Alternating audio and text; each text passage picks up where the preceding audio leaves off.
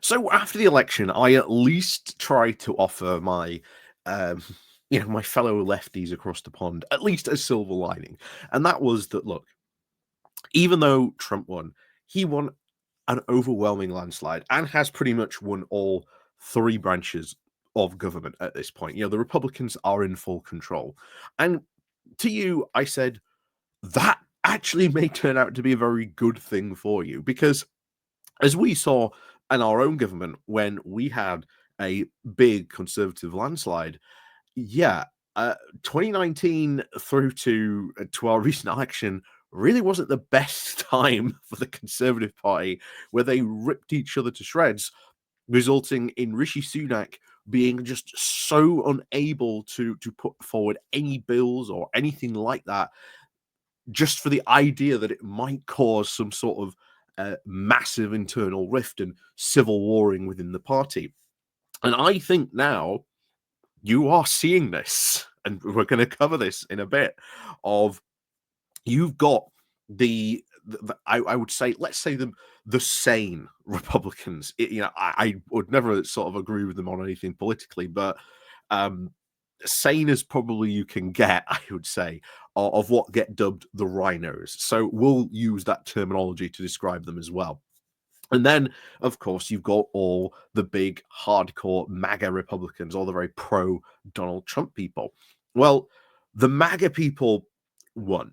They are the ones now very much in control. And you have seen a couple of things like all Trump's picks.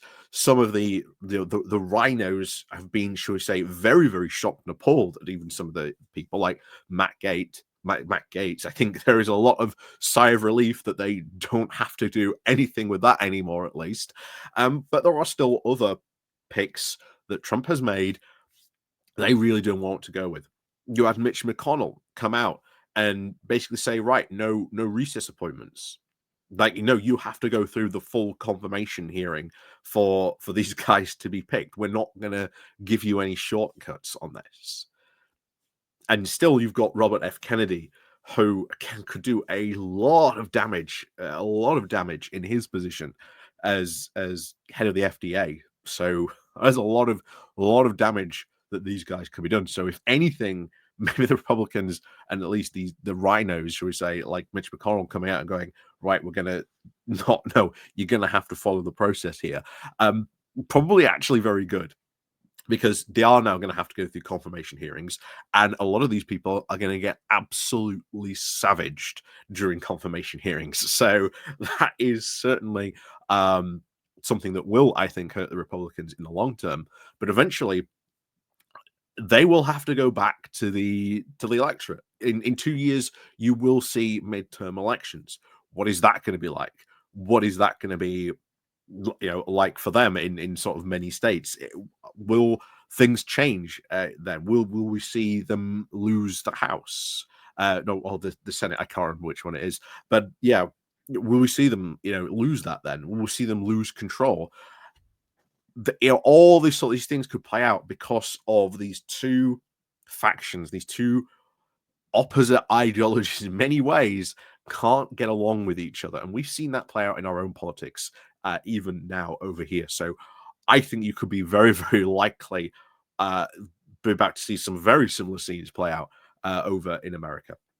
So before we do go on into this, because I think this is sort of a a prediction of things to come, or should we say a view of things to come, when they can't even agree on something like this, then yeah, there's going to be a lot of infighting. But before we do get to that, please do remember to click on the like, share, and subscribe button. Down below, there are links to my Patreon page, the monetization link called Buy Me Coffee, where you can all buy me coffee, the YouTube thank you button, and of course, as always, there's the Pony Club down below as well. So let's crack on then into this. So this comes from Politico. Title is War on the Verge of Breaking Out. For a party that's just won a general election to come out and say, yeah, war is on the verge of breaking out, not very good, is it? Trump allies now fume over the possible new Senate GOP hires. So Donald Trump's team I was now convinced that the Senate GOP campaigning arm and its top allied super PAC are now hiring never Trumpers for key roles, and is preparing to launch now its own super PAC to compete in the next round of Senate races in 2026, according to now two close allies of the president elect. So they are going to be competing. They are going to be in the run up to these Senate races, knocking seven bells out of each other. And we've seen this as well, bear in mind, over here. you know, if the plan, if carried out, would of course completely upend the party's now traditional method of competing in Senate races and would cause major discord amongst the powerful GOP financial players, pitting Trump and, of course, his new regime against now long-time GOP donors seeking now to influence very competitive Senate races. This move could obviously now disperse money across multiple entities and, of course, hinder the Senate Leadership Fund, a group that was created to centralize the GOP clearinghouse for the Senate spending. There's now a war on the verge of breaking out between Trump's team and the traditional institutions in the Senate races, said one person close to Trump, explaining that the heads of the National Republican Senatorial Committee should just reflect on the current leadership and the future, not just the past. The person, of course, speaking on the condition of anonymity, said that Trump's allies will, quote, set up their own SLF and even compete with the longtime top super PAC, even aligned with the former Republican Senate leader, Mitch McConnell. If they don't change how they approach the SLF, we will do it for them. So they are already,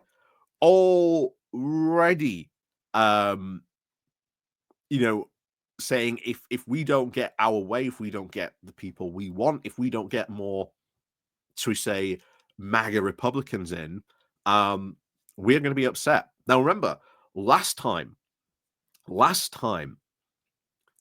this happened, Trump made personal picks where they were expecting this massive red wave to appear, and all of Trump's personal picks, people he handpicked to be run in their races, they pretty much all lost.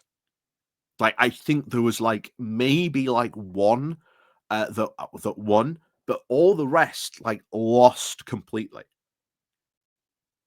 So if you are in the Republican Party and you're looking at this, why on earth would you ever trust these people to pick candidates, run races? There's already instantly a lot of mistrust there, and the fact that you've got, once again, these two factions fighting against each other is going to lead to chaos. And if there is chaos, that means nothing will get done. Nothing will get passed. Doesn't matter that they have all this, control of all three branches. They ain't going to do it. They ain't going to get anything done because they're just arguing against each other. So suspicious that one person might put forward this bill and then someone else might come forward. Well, you're putting forward this bill, but we want to put this in it. And then, of course, they go to war against each other. And does that bill pass? Well, who knows? Probably not. So the SLF, of course, is a very sister nonprofit to the One Nation that has spent a combined over $420 million in this cycle. The group now seeking to now seriously compete with them would need very considerable funds. So already, as they are saying, you're going to have some serious money. In American politics is all about money, money, money. How much ever money you've got, money plays a very, very big determining factor in a lot of races. MAGA activists on Thursday night unloaded on social media against Stephen DeMurva, a former campaign advisor to Mike Pence. And DeMurva is, of course, expected to be brought in on the next executive director of the National Republican Senate Committee, according to now three people with the decision. He was introduced to the attendees at the NRS event, and now for new senators this week, this is now the executive director, according to two people present. Neither, of course, the NRCFE or the SFL have actually publicly committed or even confirmed who will be running in the organizations for the 2026 cycle. South Carolina Senate Tim Scott, who challenged Trump in the Republican presidential primary before endorsing him, has made a bid to be his running mate. This week, The elected chair of the NRSS in South Dakota, John Thune, the new Republican Senate leader who has previously been very lukewarm towards Trump, is expected to be involved in who leads the SLF. There's a lot of experienced managers who have won races that could very easily run. The SLF and the NRC chose the person close to Trump and said, instead of relying on people who just move money and mentally sort of masturbate over spreadsheets, Trump's team has also been seen to take issues with the long rumors that longtime Republican consultant Kevin McClellan is now under consideration to be the next president of the SLF. 3 people have spoken to McClellan, told Politico that he said he is in the running for this position. McClellan, who served as executive director of the NRC during the 2020 election cycle, told Politico he had, quote, no conversation with anyone about any taking leading roles. Regarding Trump's officials, the characterization of McClellan as the one of the, quote, never Trumpers, they are concerned about McClellan, noting that he worked on a past cycle on a pro-Trump super PAC in Wisconsin, and Baldner values him. His firm Apex Strategies was a vendor for both the the Trump and Nikki Haley campaigns, obviously this year.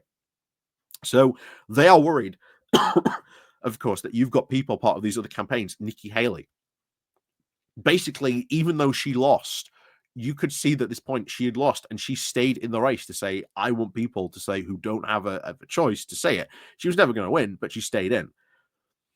This, of course, I think, to many of the MAGA people, this sort of ruined Trump's clean run. It was like, oh, the second Trump announced he was running, everyone should have just stood aside, you know? But that didn't happen.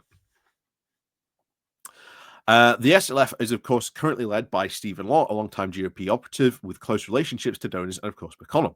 We had a great result on election night, and because of our strategy, Senator Dawes, the leadership of the NRIC, and the President Trump's decisive victory, the SLF spokesperson, Charles Sinclair, and said in a statement, our sole focus was, of course, winning a Senate majority, and if we leave the anonymous rumor mongering down to others.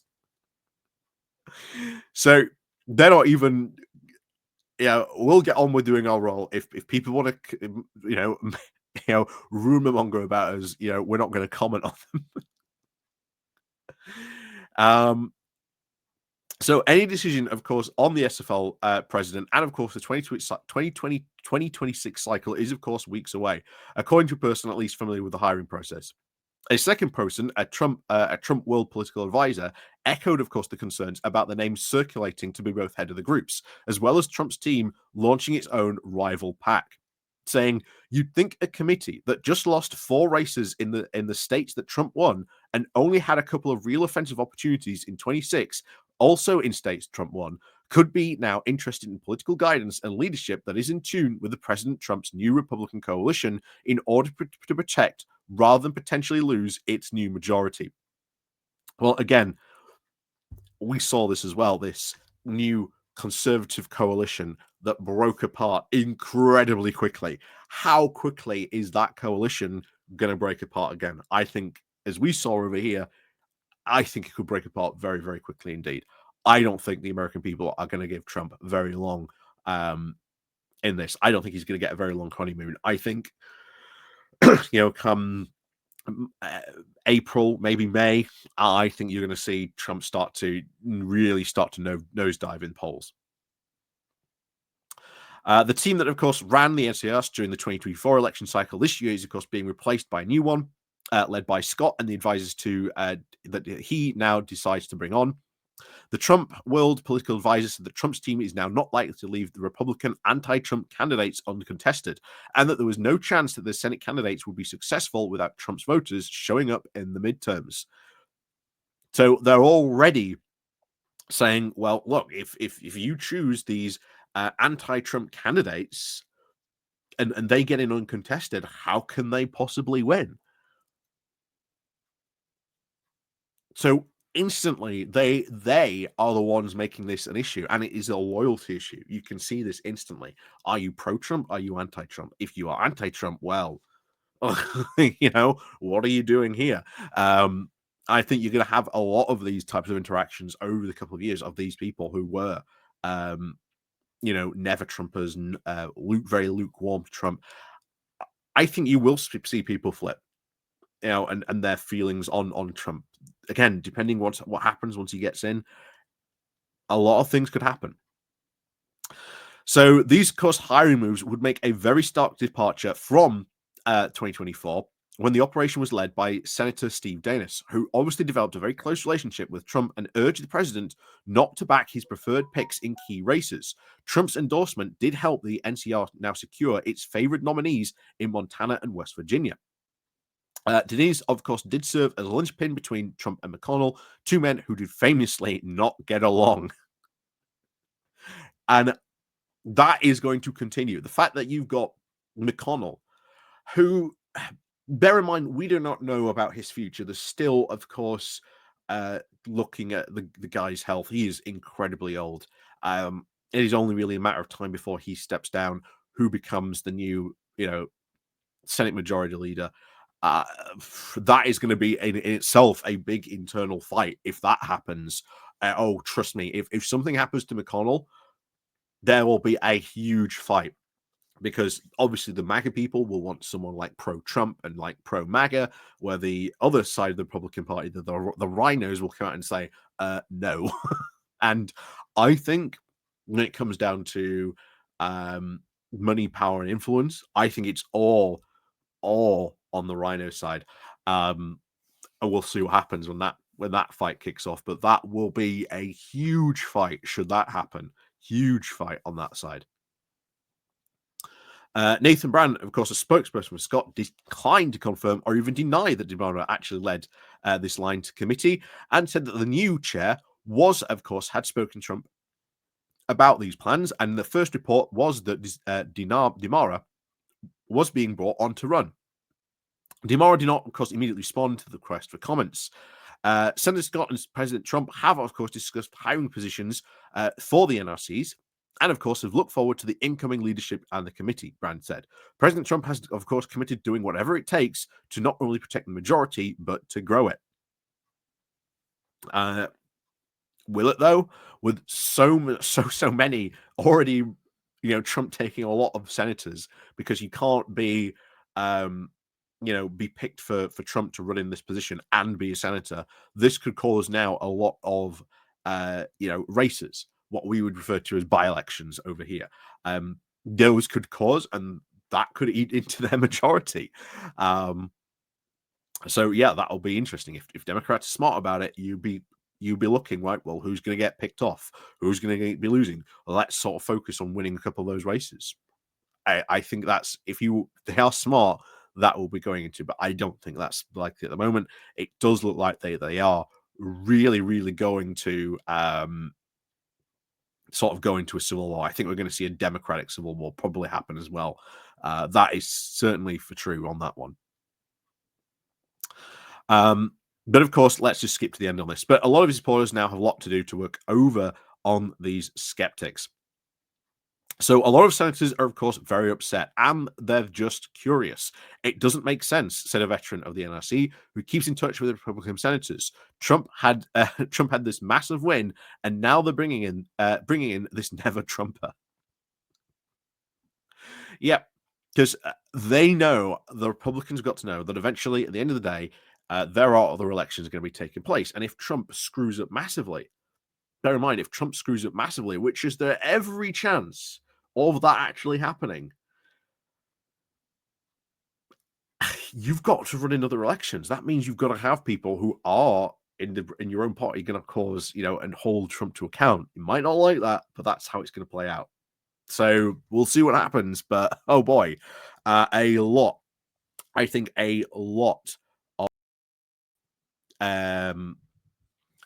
of stuff that could very easily happen in the Republican Party over the next couple of years. I think you're going to see a lot of civil warring, a lot of infighting, a lot of just over the slightest things they say and even try and do.